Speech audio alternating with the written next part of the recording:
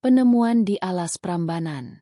Malam itu, kabut tipis bergelayut di antara pepohonan hutan kecil di sekitar kompleks Candi Prambanan. Angin membawa bau tanah basah, dan suara jangkrik bersahutan seperti mantra alam yang tak pernah berhenti. Di bawah sinar bulan pucat, seorang lelaki muda bernama Arga Wiranata, peneliti arkeologi dari Universitas Gadjah Mada, melangkah hati-hati menyusuri jalur setapak yang hampir tertutup lumut. Arga bukan sekadar peneliti biasa. Sejak kecil, ia sudah mendengar cerita kakeknya tentang sosok Sabdo Palon, penasihat spiritual kerajaan Majapahit yang dikisahkan tak mati, hanya lenyap ditelan waktu, menunggu saat untuk kembali. Cerita itu dianggap mitos oleh banyak orang, namun bagi Arga, ada sesuatu yang mengguncang hatinya setiap kali nama itu disebut. Seolah roh leluhur memanggil dari kejauhan. Malam itu, ia membawa sebuah peta kuno yang ditemukan di perpustakaan Belanda, ditulis dalam aksara Jawa kuno bercampur Sanskerta. Peta itu menunjukkan tanda berbentuk lingkaran api di sekitar hutan Prambanan, tepat di selatan Sungai Opak. Di sanalah, menurut teks yang samar, tersimpan sabda sang penjaga tanah Jawa.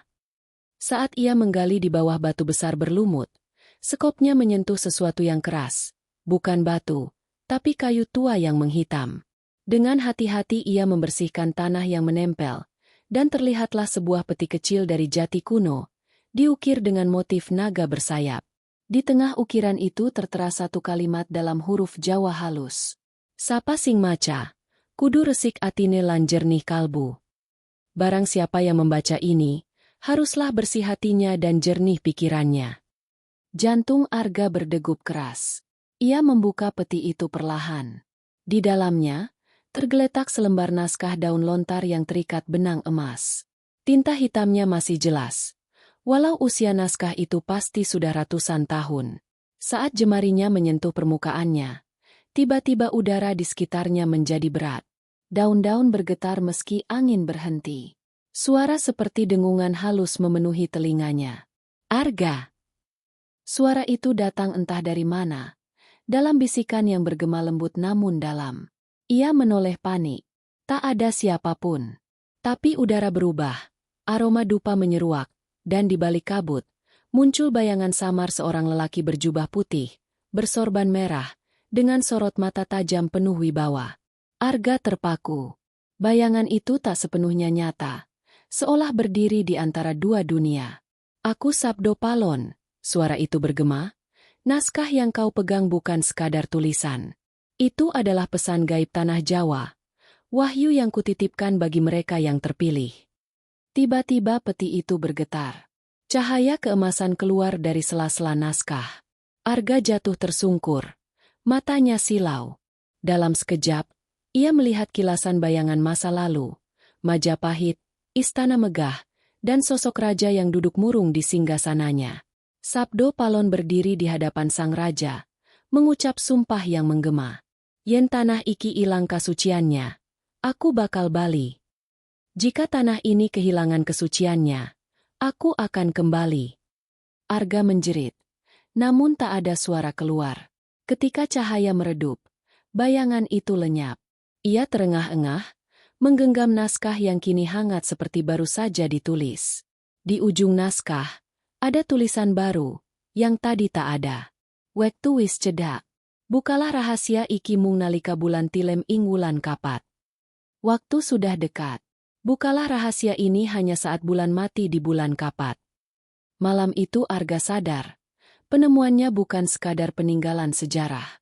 Ia telah membuka gerbang menuju rahasia besar yang selama berabad-abad dijaga oleh para leluhur Jawa.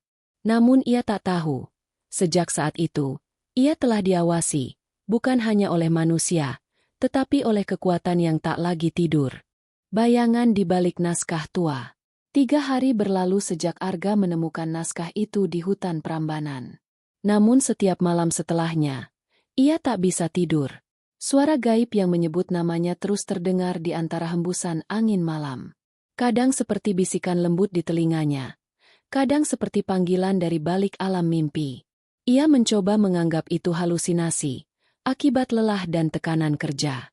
Tapi setiap kali menatap naskah itu, dadanya terasa bergetar, seolah jantungnya berdetak bukan untuk dirinya sendiri, melainkan untuk sesuatu yang jauh lebih tua dan lebih besar. Naskah itu kini disimpan dalam ruang laboratorium Fakultas Arkeologi UGM, di bawah suhu terkontrol. Namun anehnya, setiap kali alat pemindai sinar ultraviolet diarahkan ke naskah, layar komputer menunjukkan gangguan elektromagnetik yang tak bisa dijelaskan. Gambar yang muncul bukan teks lontar, melainkan bayangan wajah samar seorang lelaki tua berjubah putih. Sosok yang sama dengan yang dilihat Arga di hutan. Malam itu, Arga duduk sendirian di laboratorium. Lampu redup. Hanya cahaya biru dari monitor yang memantulkan bayangan wajahnya yang tegang. Di meja, naskah itu terbuka pada lembar ketiga, menampakkan aksara Jawa kuno yang teratur rapi. Ia mencoba menerjemahkan satu demi satu huruf.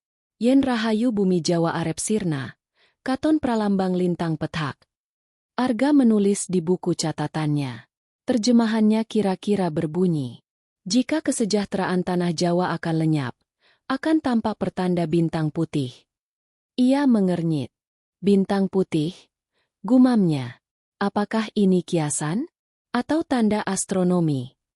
Tiba-tiba, lampu di ruangan bergetar dan padam. Hening sesaat. Lalu udara berubah dingin. Layar komputer berkedip sendiri, menampilkan gambar yang tak pernah ia buka. Sebuah candi megah berdiri di tengah kabut. Di atasnya muncul tulisan aksara Jawa bercahaya. Padang Kamulyan. Arga menelan ludah. Tempat apa itu?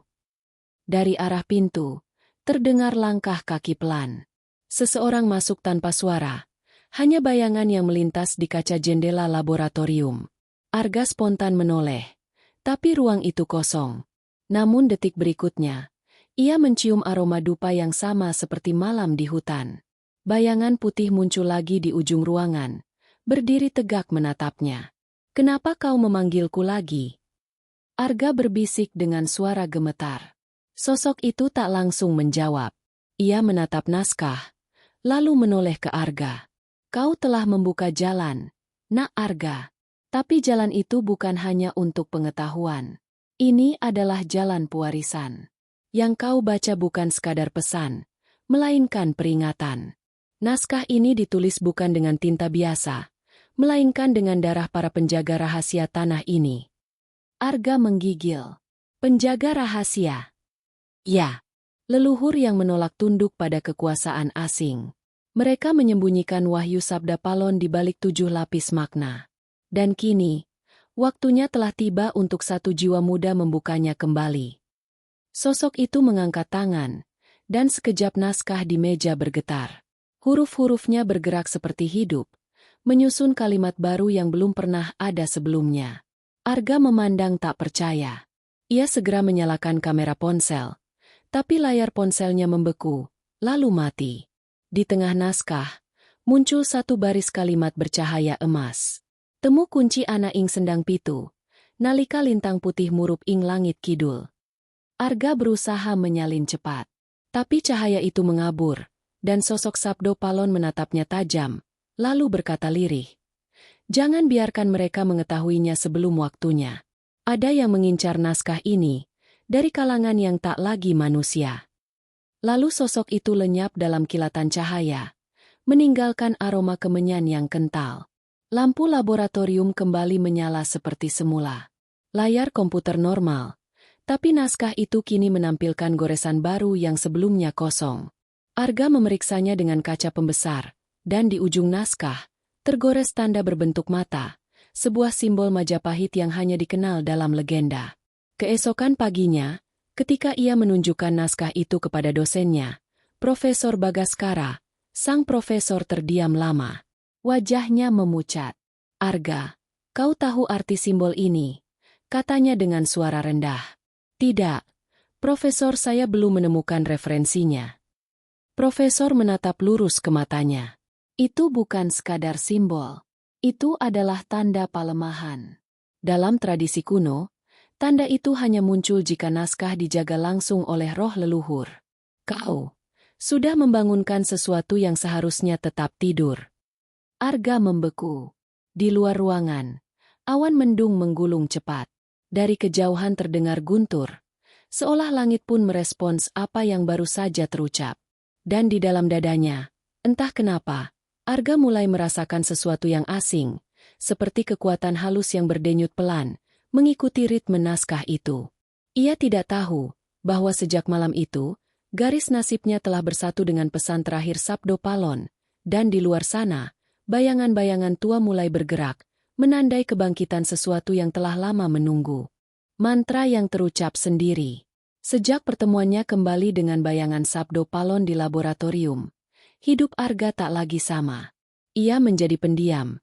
Matanya kerap kosong menatap jauh seolah ada sesuatu yang hanya ia lihat. Di ruang kerjanya yang penuh tumpukan buku naskah Jawa kuno, aroma dupa dan daun kering kini menjadi bagian dari hari-harinya. Profesor Bagaskara memperingatkannya agar berhenti meneliti naskah itu. Namun Arga tak bisa. Ada dorongan yang lebih kuat dari logika, sesuatu yang seakan tumbuh di dalam dirinya, seperti suara halus yang membisikkan arah langkah berikutnya. Suara itu selalu datang menjelang tengah malam. Lembut, berat, dan dalam. Waktu wis cedhak, Arga elinga sendang pitu elinga lintang putih. Malam itu, di bawah temaram lampu kamarnya di Yogyakarta, Arga membuka kembali naskah yang kini telah berubah warna menjadi keemasan samar. Saat ia menyentuh halaman keempat, muncul cahaya tipis dari antara lembar lontar. Aksara yang semula kaku kini bergerak perlahan, membentuk barisan huruf yang melingkar seperti pusaran air. Arga menatapnya dalam keheningan. Lalu tanpa sadar mulutnya mulai melafalkan kata-kata itu. Om Hyang Sabda, Pangandika Rahayu, Kawula Nyuwun Pangrungu. Ia terkejut. Ia tak bermaksud membaca. Kata-kata itu keluar begitu saja, seolah bukan dari dirinya. Angin di kamarnya berhenti bergerak. Lilin kecil di sudut meja menyala lebih terang, lalu padam seketika, meninggalkan ruangan dalam gelap. Dalam gelap itu, suara langkah kaki terdengar, pelan tapi pasti, seperti seseorang berjalan di lantai kayu yang dingin. Siapa di sana? Arga berseru. Tak ada jawaban.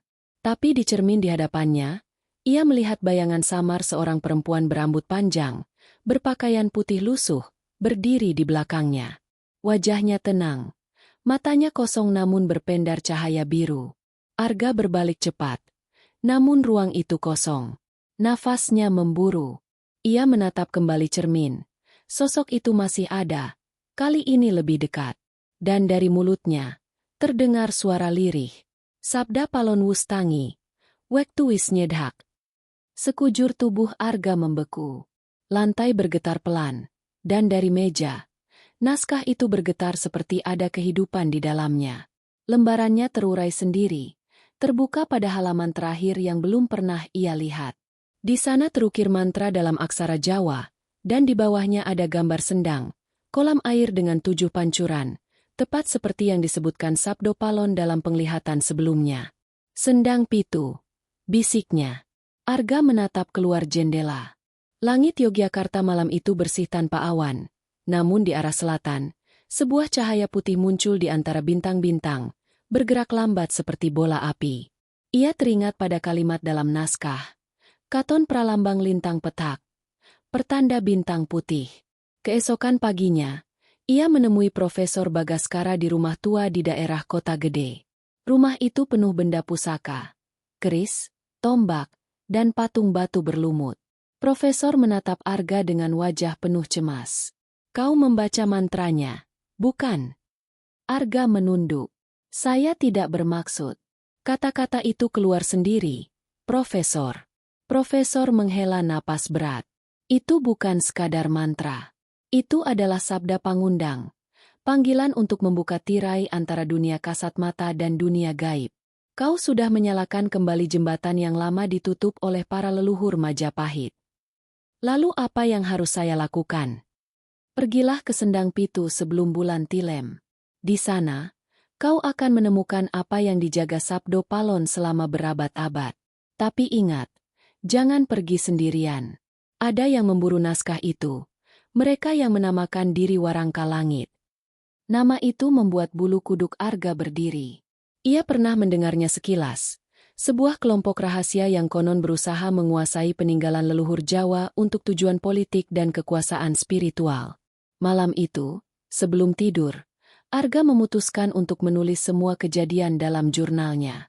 Tapi ketika ia membuka laptop, layar kembali berkedip.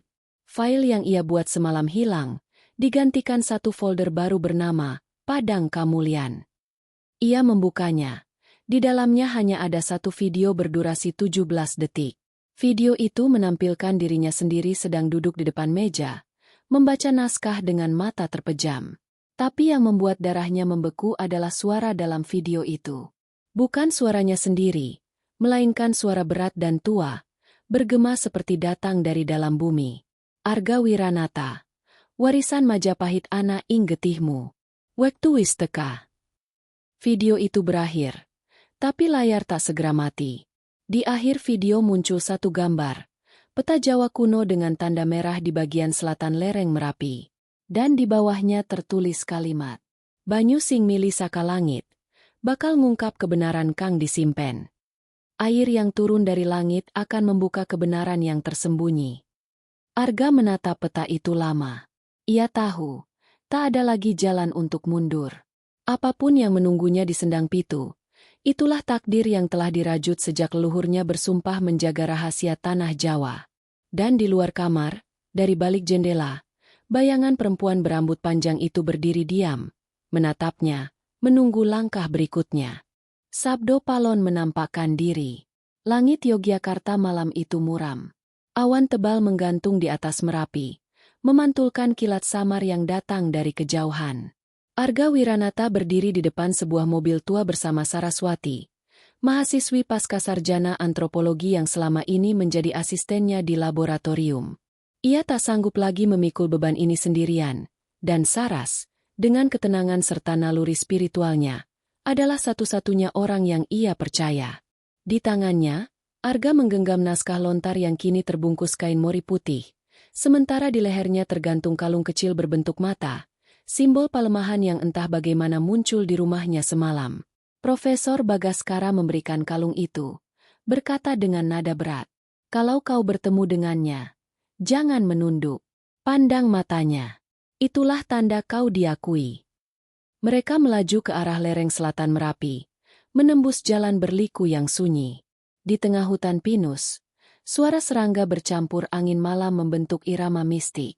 Di peta digital, tempat itu kosong, tapi menurut naskah, Sendang Pitu berada tepat di balik bukit tempat air mengalir ke arah barat.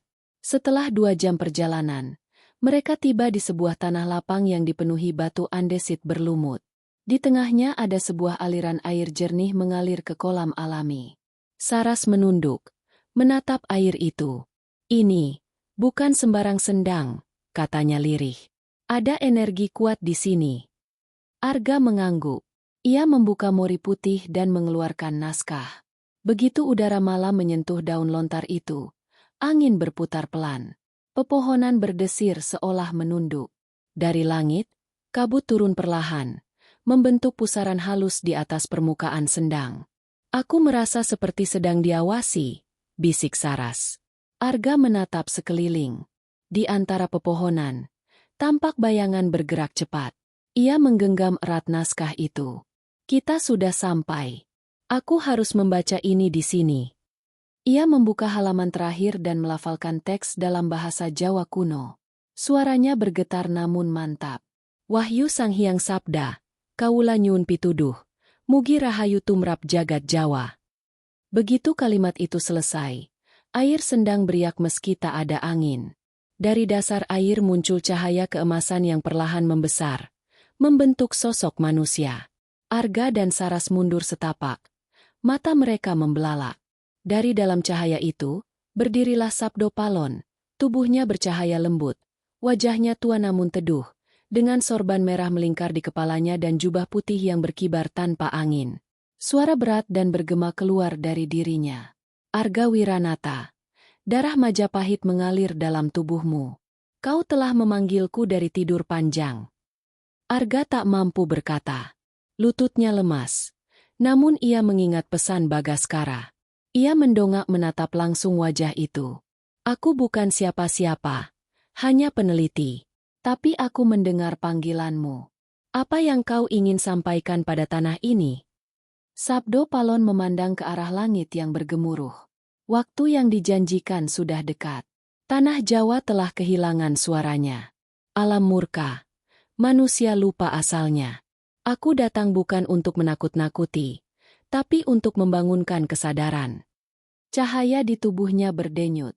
Di sekeliling sendang, 7 pancuran air tiba-tiba memancar, membentuk lingkaran cahaya yang berputar. Saras memejamkan mata, menahan angin yang tiba-tiba berhembus kencang. Dalam pusaran itu, Sabdo Palon menatap Arga dalam-dalam. Naskah itu bukan milikmu lagi. Kini, pesannya hidup di dalam dirimu. Kau harus menjaganya dari mereka yang akan menggunakannya untuk keserakahan. Warangka langit telah bangkit. Siapa mereka sebenarnya?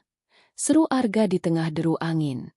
Mereka adalah keturunan pengkhianat yang dulu menjual rahasia wahyu Majapahit kepada penjajah. Kini mereka menyamar dalam wajah modern, menguasai perusahaan, politik, bahkan ilmu gaib. Mereka ingin membangkitkan kekuatan tanpa restu alam. Sabdo Palon mengangkat tangannya ke arah Arga. Dari telapak tangannya keluar percikan cahaya yang melayang ke dada Arga dan menyatu ke dalam tubuhnya. Arga terkejut, dadanya panas, matanya silau. Dalam sekejap, ia melihat kilasan masa lalu. Perang besar di tanah Jawa, istana terbakar, dan Sabdo Palon bersumpah di hadapan ribuan prajurit Majapahit. Aku bakal balien tanah iki kelangan ruhnya. Aku bakal ngundang rahayu maneh.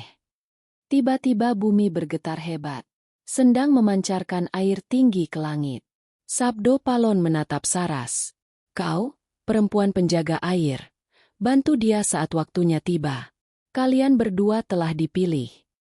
Dalam sekejap, cahaya itu meredup, dan sosok Sabdo Palon perlahan menghilang, meninggalkan aroma kemenyan dan bayangan naga emas di permukaan air. Arga jatuh berlutut. Napasnya berat. Saras memegangi bahunya. Wajahnya pucat.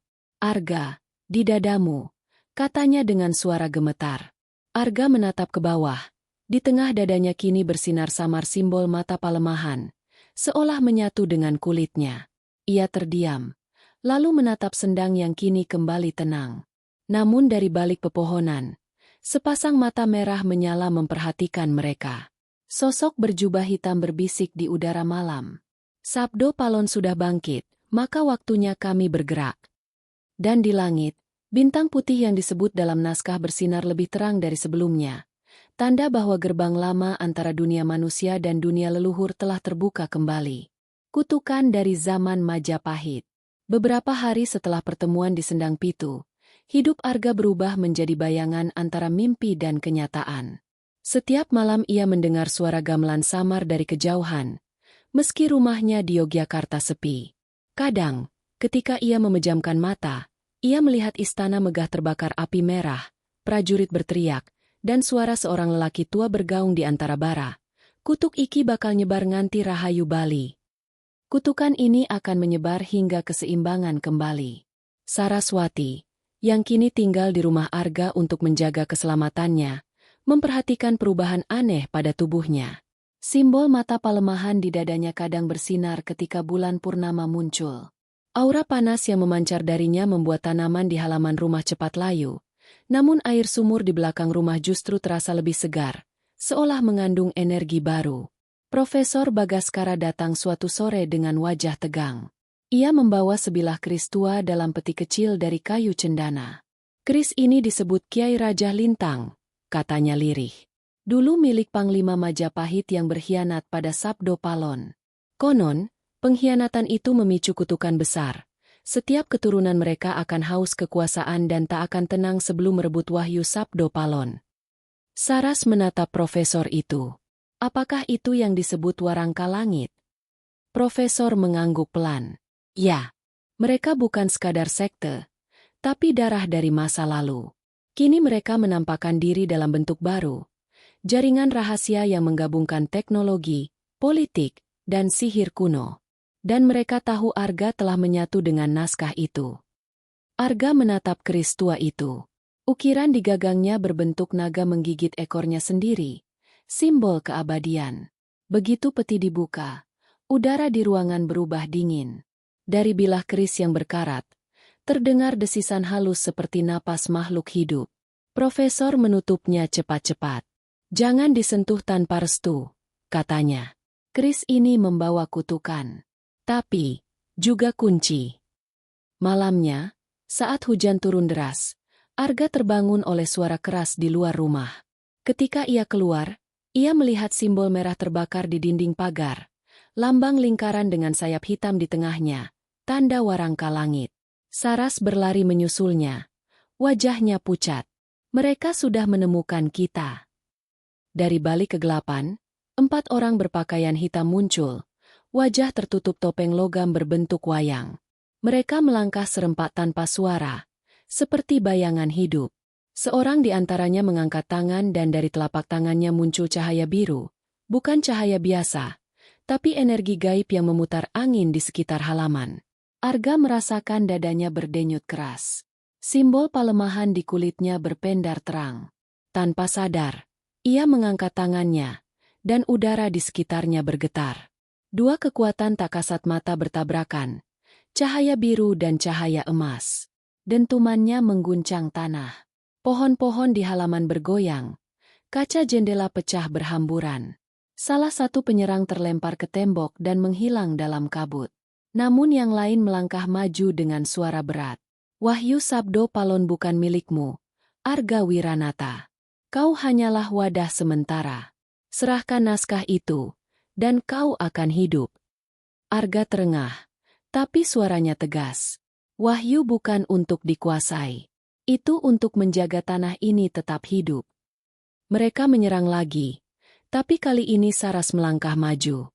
Dari lehernya, kalung berbentuk tetes air bersinar biru kehijauan. Ia menengadahkan tangannya, dan hujan yang turun seolah mematuhi perintahnya, berubah menjadi pusaran air yang melindungi mereka. Air itu memantulkan cahaya dari dada Arga, menciptakan perisai yang menahan serangan lawan. Dalam sekejap, kilatan cahaya membutakan pandangan. Ketika kabut menghilang, halaman rumah kosong. Penyerang-penyerang itu lenyap seperti tertelan bumi, hanya menyisakan bau belerang menyengat. Saras jatuh berlutut, kelelahan. Arga menatap langit. Petir membelah awan, dan untuk sesaat, ia melihat bentuk wajah Sabdo Palon samar di antara kilat. Suara gaib bergema di dalam kepalanya. "Kutuk Majapahit wis tangi. Kanggo ngalahake, kowe kudu ngelingi dasar wahyu kaping telu. Kutukan Majapahit telah bangkit. Untuk menaklukkannya, kau harus mengingat inti wahyu ketiga." Esok harinya, Profesor Bagaskara membawa kabar buruk. Salah satu koleganya di kampus ditemukan tak sadarkan diri, di ruang arsip tempat naskah pertama kali disimpan. Di dinding ruangan itu, tertulis kalimat dengan darah. "Lintang petak wus murup, wayah wis nyedhak." Bintang putih telah menyala. Waktunya sudah dekat. Arga terdiam lama. Ia tahu, pertarungan ini bukan lagi antara manusia dan bayangan.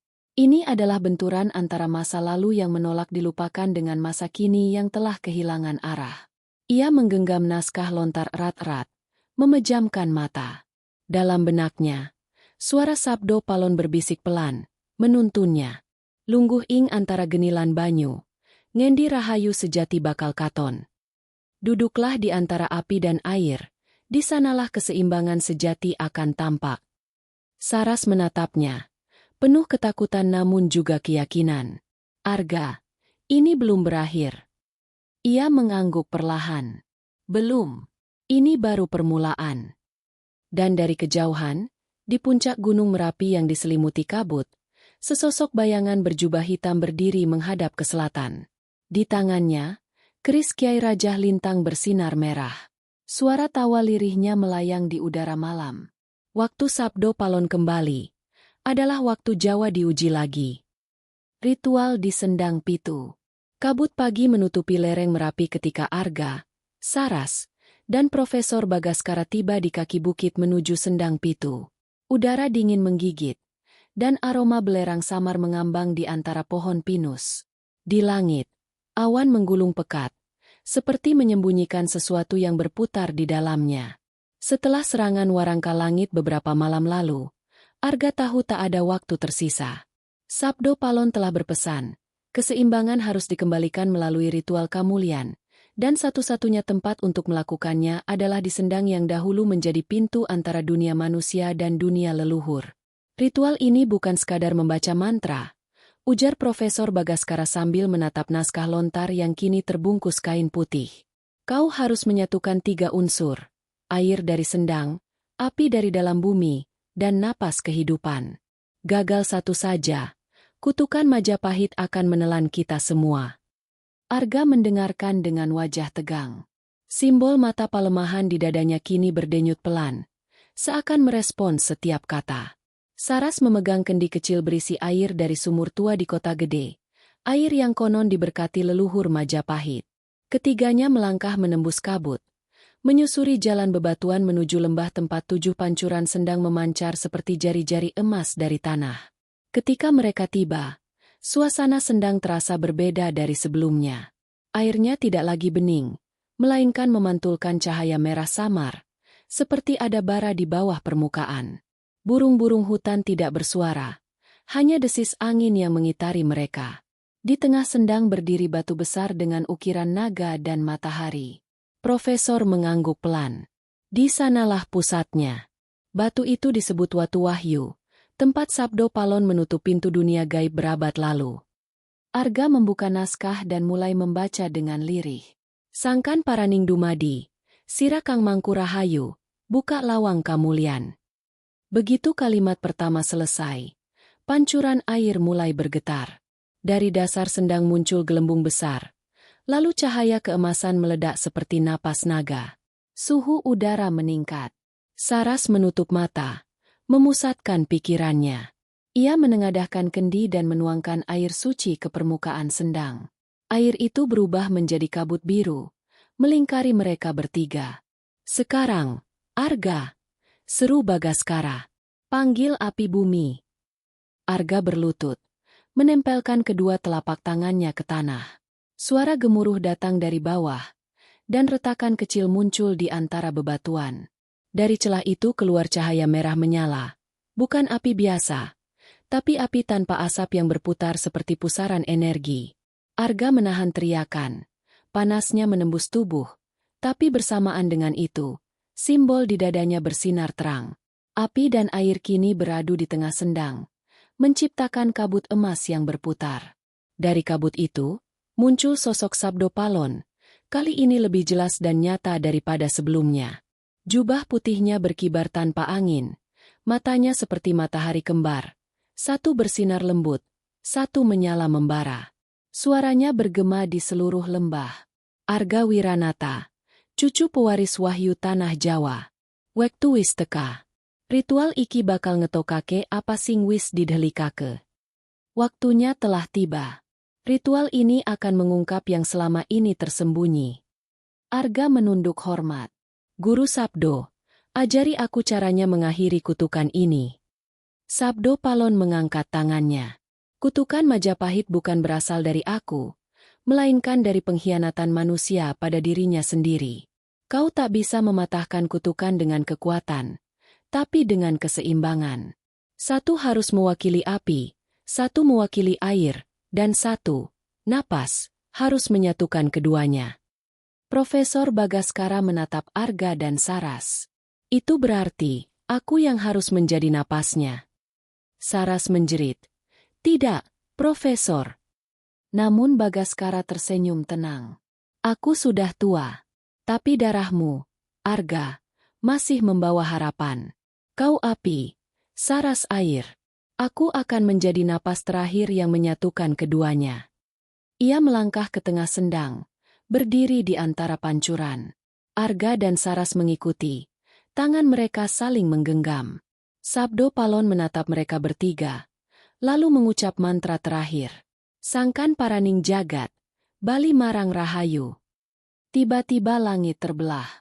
Cahaya putih menembus kabut, memantul di air sendang hingga seluruh lembah bersinar. Angin bertiup kencang, membentuk pusaran yang menelan mereka bertiga. Suara petir meledak, namun bukan suara biasa, melainkan seperti ribuan gamelan berdentang serentak.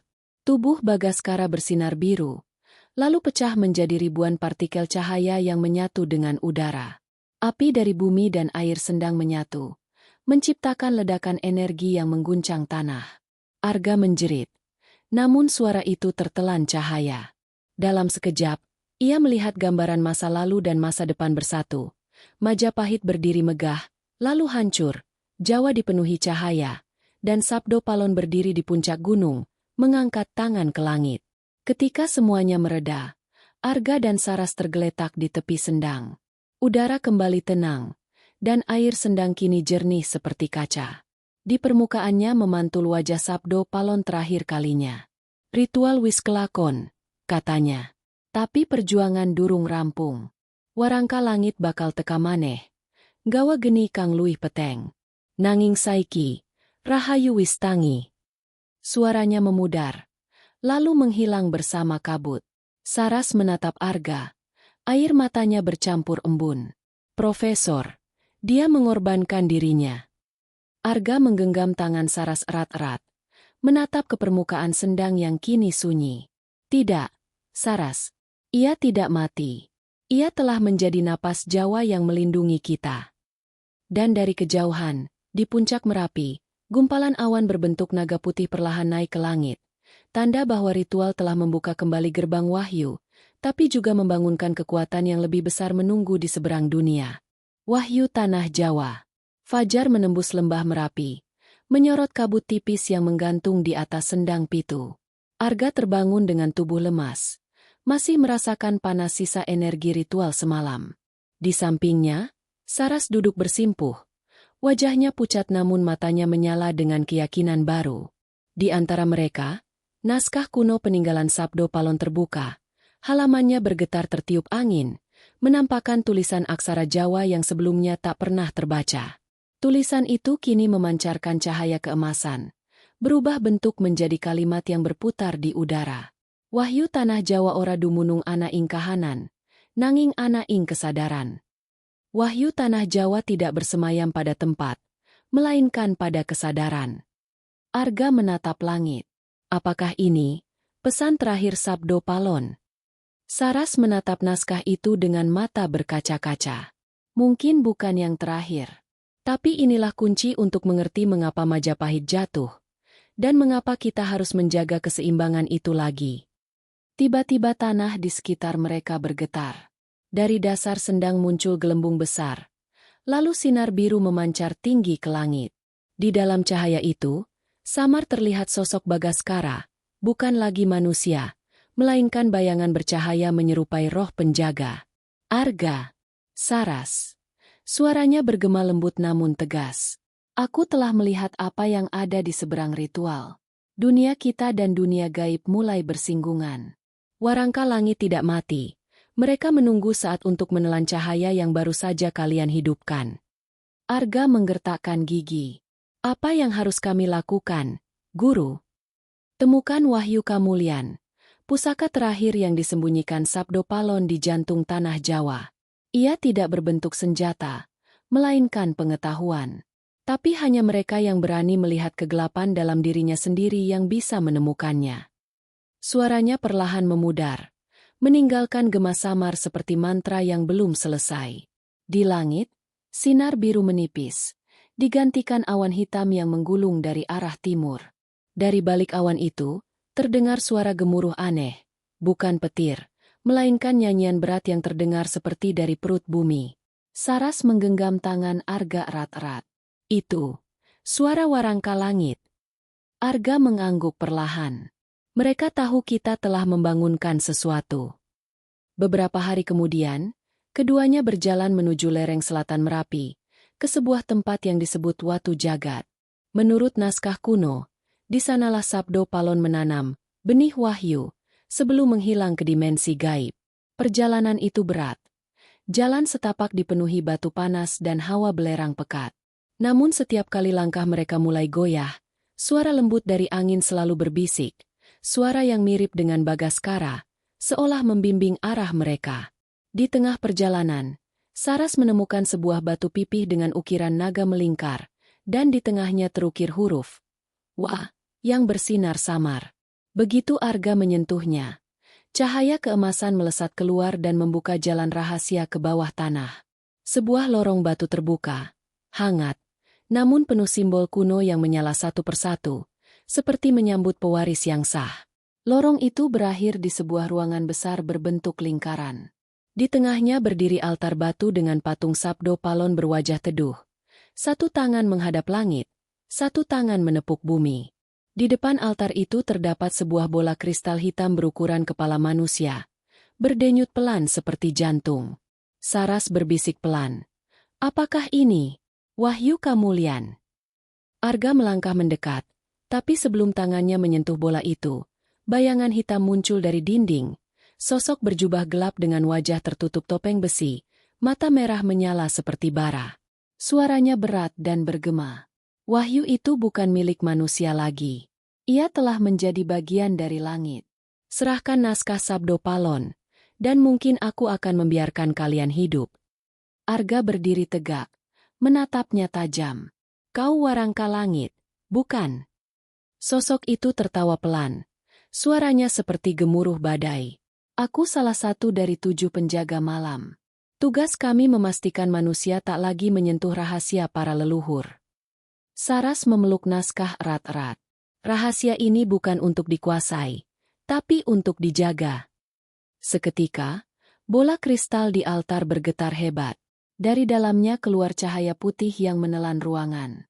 Dalam kilatan cahaya itu, Arga melihat kilasan masa lalu.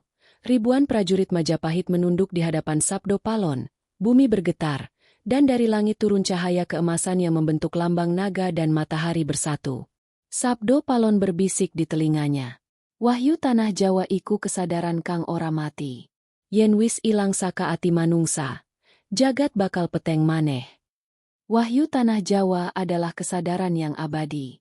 Jika ia hilang dari hati manusia, dunia akan kembali gelap. Ketika kilatan itu sirna, warangka langit sudah lenyap. Hanya tersisa bola kristal yang kini retak, meneteskan cahaya putih seperti air mata. Arga dan Saras saling menatap dalam diam. Mereka tahu, wahyu itu kini telah berpindah. Bukan lagi pada benda, tapi di dalam diri mereka berdua. Saras memegang dada Arga. "Kau merasakannya, bukan?" Arga mengangguk pelan. "Ya, aku bisa mendengar napas bumi, seolah ia berbicara dengan kita." Mereka menatap ke arah pintu lorong, di mana cahaya pagi mulai menembus masuk. Dari luar, suara gamelan samar terdengar, lembut, mengalun dari arah yang tak diketahui. Seakan tanah Jawa sendiri sedang bangkit, menyambut kembalinya keseimbangan yang lama hilang. Namun jauh di Cakrawala, bayangan hitam bergerak di atas laut selatan. Ribuan burung gagak terbang membentuk pusaran. Warangka langit belum kalah. Dan Arga tahu, perjalanan mereka baru saja memasuki babak yang lebih gelap. Babak ketika wahyu harus dijaga bukan dari kegelapan luar, tapi dari kegelapan yang tumbuh dalam diri manusia sendiri. Bayangan dari laut selatan. Angin laut berhembus berat, membawa aroma garam dan belerang. Langit selatan berwarna kelabu keperakan, seperti diselimuti kabut abadi. Di tepi tebing parang tritis, Arga dan Saras berdiri menatap Cakrawala, lautan luas yang tampak tenang, namun di kedalamannya berdenyut kekuatan kuno. Gelombang berulang menghantam batu karang, memunculkan suara seperti gong dari dunia lain. Sejak mereka menemukan wahyu Kamulyan di bawah watu jagat, bayangan-bayangan hitam kerap mengikuti langkah mereka. Kadang hanya terlihat di ujung mata, kadang menjelma bisikan yang membuat malam terasa lebih panjang dari biasanya. "Warangka langit sudah bangkit," kata Saras pelan. Rambutnya diterpa angin. "Mereka datang dari laut selatan. Lihat." Arga memperhatikan permukaan air. Ombak tiba-tiba berhenti bergerak, lalu perlahan terbelah seperti kain disingkap. Dari kedalaman itu muncul pilar-pilar batu hitam yang berputar membentuk lingkaran raksasa. Di tengah lingkaran itu berdiri sosok perempuan bermahkota. Jubahnya hijau lumut, matanya bersinar biru pucat. Wajahnya cantik namun dingin, seindah laut sebelum badai. Saras berbisik ketakutan. "Ratu Laut Selatan." Namun Arga menggeleng. Bukan. Ia bukan Nyai Roro Kidul yang dikenal dalam legenda. Ia penjaga lapisan laut terdalam, Lelana Wirandhita, perwujudan amarah para leluhur yang dilupakan. Suara dari laut menggema seperti nyanyian dan petir bersatu. Wahyu tanah Jawa telah dibangunkan. Tapi manusia belum siap menerima cermin dirinya sendiri. Sabdo Palon menahan neraka, bukan meniadakannya. Kini, neraka itu mulai merekah. Tanah bergetar. Ombak berubah menjadi pusaran raksasa, menghisap udara di sekitarnya. Arga menancapkan kakinya ke tanah, mencoba menahan diri agar tidak terseret. Dari pusaran air itu muncul makhluk-makhluk hitam berwujud manusia namun tanpa wajah.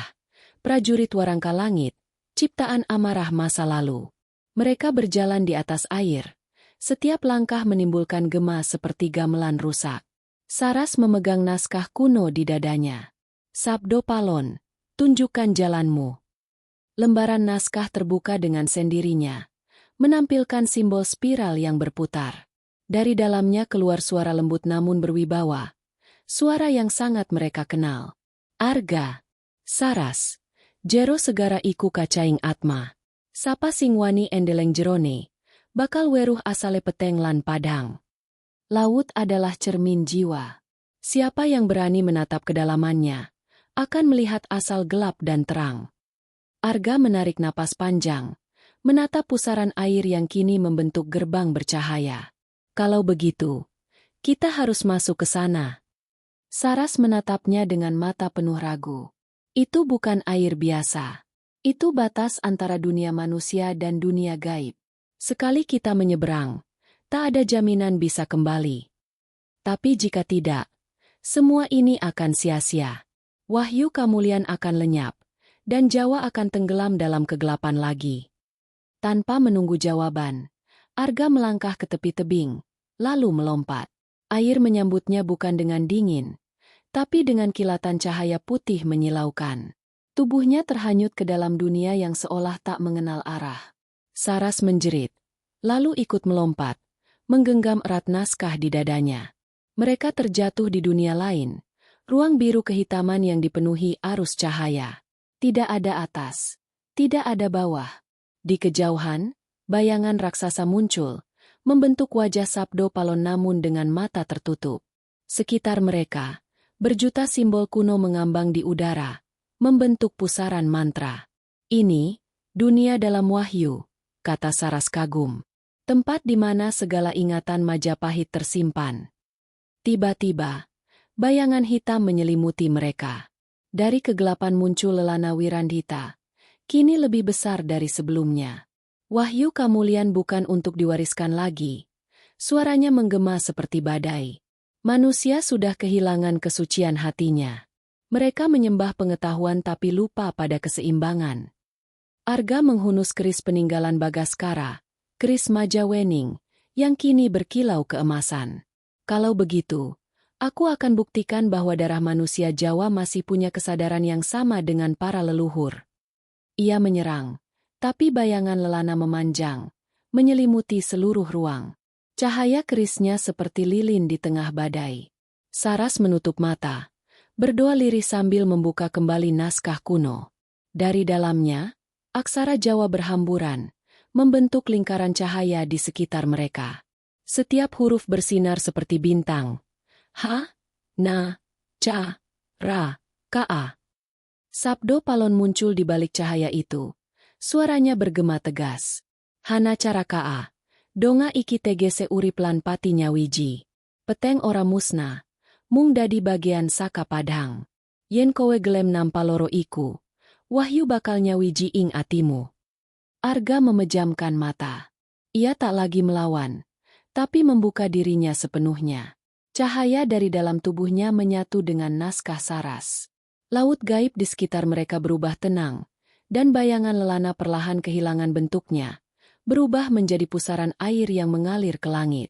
Dalam detik itu, keduanya memahami, wahyu bukanlah kekuatan untuk menguasai, melainkan kesadaran untuk menerima segala dualitas hidup, terang dan gelap, baik dan buruk, lahir dan sirna. Lelana menunduk. Suaranya melembut. Kalian telah melihat wajah sejati dunia. Aku bukan musuhmu, melainkan penjaga gerbang agar manusia tak melupakan asalnya. Saras menatapnya. Kalau begitu, izinkan kami membawa kesadaran ini kembali ke bumi. Perempuan laut itu tersenyum, lalu mengulurkan tangannya. Pergilah. Tapi ingat, setiap kali manusia melupakan keseimbangan, laut akan kembali memanggil kalian. Air kembali berputar, mengangkat Arga dan Saras ke permukaan. Saat mereka membuka mata, mereka sudah berada di tepi pantai Parangtritis. Langit cerah, dan matahari terbit memantulkan sinar keemasan di atas ombak. Naskah kuno kini kosong, tapi dada Arga dan Saras memancarkan cahaya lembut. Tanda bahwa wahyu kemuliaan telah menyatu dengan jiwa mereka. Arga menatap Cakrawala. Laut sudah tenang. Tapi aku tahu, ini belum akhir. Saras mengangguk pelan. Ya, karena wahyu bukan untuk disimpan, tapi untuk diteruskan. Dari kejauhan, seekor burung elang terbang tinggi membawa selembar kain putih yang berkibar. Simbol awal dari perjalanan baru menuju masa depan Jawa yang akan diuji oleh kebangkitan manusia dan bayangan yang selalu mengikutinya. Sabda akhir Sang Palon. Mentari pagi menembus awan di atas puncak Merapi. Udara hangat namun terasa berat. Seperti menyimpan gema masa lalu yang belum tuntas.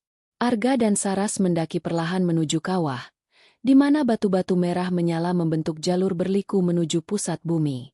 Setelah pertempuran di Laut Selatan, mereka tahu masih ada satu pesan terakhir yang harus disampaikan. Sabda akhir Sang Palon, wahyu penutup yang akan menentukan nasib tanah Jawa. Di puncak, langit tampak aneh, setengah berwarna keemasan, setengah kelam seperti malam. Burung-burung berhenti berkicau, dan udara dipenuhi bau belerang serta dupa. Arga berdiri di tepi kawah, menatap pusaran api di bawahnya yang berputar pelan seperti mata bumi yang terjaga. Di dalam cahaya merah itu, samar terlihat bayangan wajah Bagaskara, gurunya yang telah berkorban di Sendang Pitu. Saras melangkah mendekat, menggenggam tangan Arga. Apakah kau yakin ini jalannya? Arga mengangguk. Sabdo Palon berkata, wahyu sejati hanya bisa diungkap di tempat asal api dan air menyatu. Merapi adalah jantung tanah Jawa, disinilah segalanya dimulai dan berakhir. Mereka berlutut di atas batu hitam. Di hadapan mereka terbentang naskah kosong, naskah yang dulu berisi ajaran Sabdo Palon. Tapi kini, ketika Saras menaruhnya di tanah, huruf-huruf emas muncul satu persatu, menulis sendiri dengan cahaya yang memancar dari dalam bumi. Tulisan itu membentuk kalimat panjang, seolah diukir oleh tangan tak terlihat. Kahanan bakal ngulang, nalika manungsa lali marang janji. Sabdo iki dadi pangeling, yen kamulian ora bisa diwaris, nanging kudu kawujud saka ati sing eling marang asal. Keadaan akan terulang, saat manusia melupakan janjinya. Sabda ini menjadi pengingat, bahwa kemuliaan tak bisa diwariskan, melainkan harus diwujudkan dari hati yang sadar akan asalnya. Tiba-tiba langit menggema. Petir menyambar di sekitar kawah tanpa hujan. Dari pusaran asap muncul cahaya putih menyilaukan, dan di tengahnya berdiri sosok yang selama ini menjadi bayang-bayang nasib Jawa, Sabdo Palon, dalam wujud manusia sempurna, berpakaian jubah putih dengan selendang emas, mata bercahaya bagai dua bintang purba. Saras menunduk gemetar. Paduka. Sabdo Palon tersenyum lembut. Suaranya bergema menyentuh hati. Wis suwe aku ngenteni wektu iki. Kowe loro, Arga lan Saras, wis nyawiji karo wahyu sejati. Nanging elinga, iki dudu akhir. Iki mung wiwitan saka jaman anyar sing bakal diuji luwih abot. Ia menatap ke langit yang kini membelah dua warna. Warangka langit ora bakal musnah. Dheweke iku bayangan saka pikirane manungsa sing ngupaya kuasa tanpa rasa. Yen peteng bali marani ati, dheweke bakal tangi maneh. Arga menatap tajam. Lalu apa yang harus kami lakukan, Guru? Sabdo Palon berjalan mendekat, menepuk bahu Arga dengan tangan bercahaya. Jagat iki ora butuh pahlawan, Arga. Butuh wong sing eling lan waspada. Yen wis wayahe, kowe bakal ngerti carane ngimbangi jagat ora nganggo senjata, nanging nganggo kesadaran. Ia kemudian menatap Saras. Sorot matanya lembut namun dalam. Saras, kowe sing dadi waringin kauruh. Sing enja ilmu iki supaya ora dadi senjata. Ing tanganmu, naskah iki bakal dadi pustaka eling. Pangeling marang generasi sing bakal teka. Tiba-tiba bumi bergetar hebat. Dari kawah muncul semburan api raksasa. Namun bukan panas yang mereka rasakan, melainkan aliran energi, cahaya yang berputar ke langit, membentuk simbol raksasa. Matahari dan bulan bersatu di tengah naga emas. Sabdo Palon berdiri di tengah cahaya itu. Rambutnya berkibar. Wajahnya kini berubah menjadi sinar murni. Wektu wis teka, katanya dengan suara menggema di seluruh langit. Sabdo iki dadi titah. Jagat Jawa bakal ngadepi jaman peteng. Nanging saka peteng iku bakal metu cahya anyar. Elinga, kabeh sing ana mung lintasan. Nanging roh Jawa ora bakal sirna. Angin berputar keras. Batu-batu di sekitar kawah melayang. Saras menjerit saat tubuh Sabdo Palon mulai larut menjadi cahaya. Arga mencoba mendekat. Tapi Sabdo Palon mengangkat tangan, menahannya. Wis cukup. Aku bakal nyawiji karo bumi lan langit. Tugasmu mung siji, jaga rahayu. Lalu cahaya itu meledak. Membentuk lingkaran putih raksasa yang menembus awan. Dari atas langit turun hujan abu halus bercahaya, menutupi seluruh lereng Merapi. Suara Sabdo Palon masih terdengar samar, bercampur dengan angin. Yen wektu wis muter, lan Jawa nangis maneh, sabdaku bakal tangi, ora saka kitab, nanging saka ati sing ngerti rahayu. Ketika cahaya memudar, Arga dan Saras mendapati diri mereka duduk di tepi kawah yang kini tenang. Naskah di pangkuan Saras berubah menjadi abu keemasan dan menghilang tertiup angin. Namun di dada mereka berdua muncul simbol bercahaya. Spiral kecil berputar, lambang keseimbangan antara terang dan gelap. Saras memandang Arga. Air matanya jatuh perlahan. Jadi, ini akhirnya. Arga tersenyum lelah, menatap ke langit yang kini bersih. Tidak, Saras. Ini awal dari rahayu. Awal dari kesadaran baru. Mereka berdiri di tepi kawah, di bawah sinar matahari yang memecah kabut. Di kejauhan, gamelan alam mulai terdengar, bunyi angin, gesekan daun, dan kicau burung bersatu menjadi harmoni yang menenangkan. Dari lereng bawah, orang-orang desa muncul, memandang ke arah puncak, seolah tahu sesuatu yang besar telah terjadi. Saras berbisik, Sabdo Palon telah kembali ke tempatnya. Tapi jiwanya kini ada di mana-mana. Arga menatap lembah luas di bawah. Tempat sungai mengalir tenang. Selama manusia masih mau mendengar suara nurani, Sabdo Palon tak akan pernah benar-benar hilang. Mereka berjalan turun dari gunung, menembus kabut yang mulai menipis. Di belakang mereka, puncak Merapi bersinar keemasan, seperti obor raksasa yang menandai lahirnya era baru. Era di mana mitos dan kenyataan, masa lalu dan masa depan, bersatu dalam satu kesadaran, rahayu tanah Jawa. Dan di angin yang berhembus lembut, terdengar bisikan terakhir. Sabdaku ora kanggo nguasani, nanging kanggo ngelingake. Yen wis eling, rahayu bakal bali.